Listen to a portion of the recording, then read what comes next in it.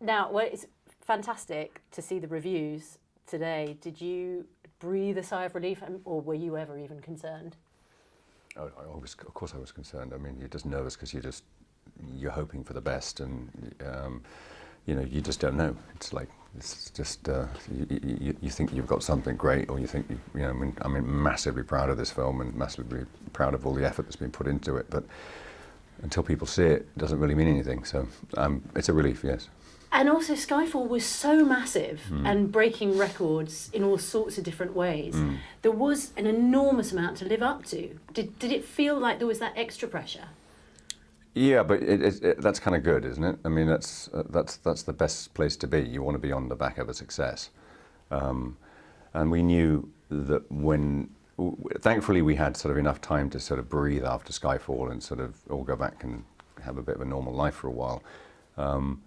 And then Sam and I sat down again, 2 years ago now, to start thinking about this. And it was a challenge, but it's a good challenge to have.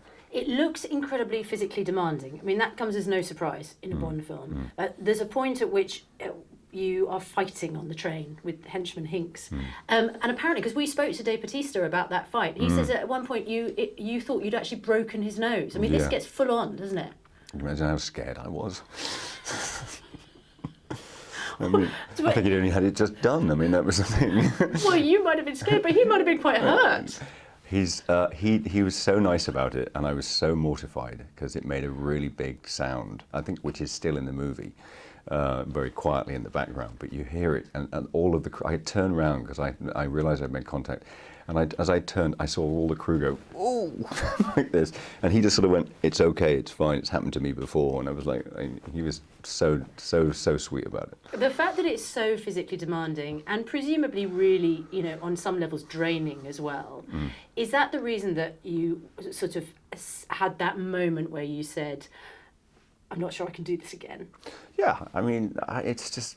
I kind of talk my mind, I think, mainly in interviews. I just don't, I don't try and censor myself. And you get asked 2 days after you finish shooting an eight month shoot, a movie, would you do another one? You're like, no, I wouldn't at this point.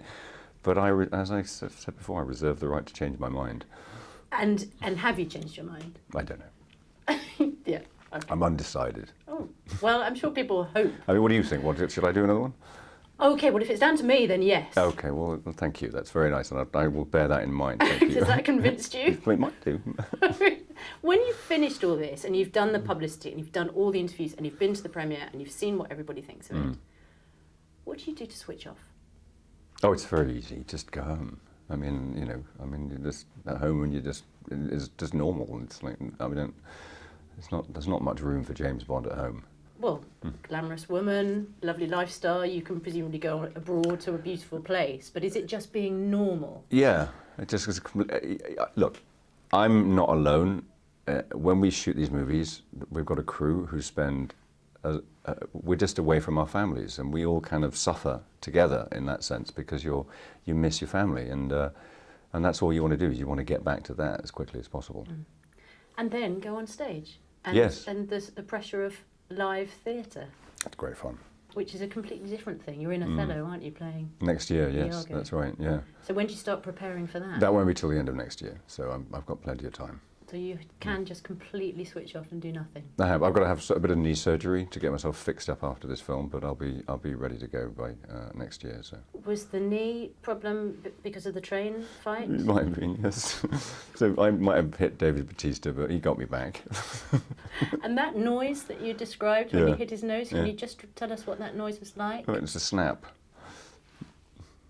Are they supposed to get that physical, those fights? Look, when you're doing physical stuff, accidents happen. Thankfully, they're rare, but they do happen, and that's why sometimes it hurts a bit, but it's we're pretty safe on the whole. And are you after all that talk at the beginning when you first took the role? Can't be a Bond, people said. Are you thrilled to bits now that you're effectively the most successful Bond? I honestly don't give it a lot of thought. I got given the chance to do this, and it's a really rare privilege, and all I thought is if I can make one and it's okay, then maybe that'll be it, and I'll move on. But it's been 4 now, and I'm enjoying it more now than I ever was.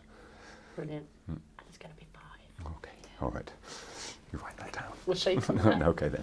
Nice to Constantly see pictures. It's boring. Do you find that? You It's think boring.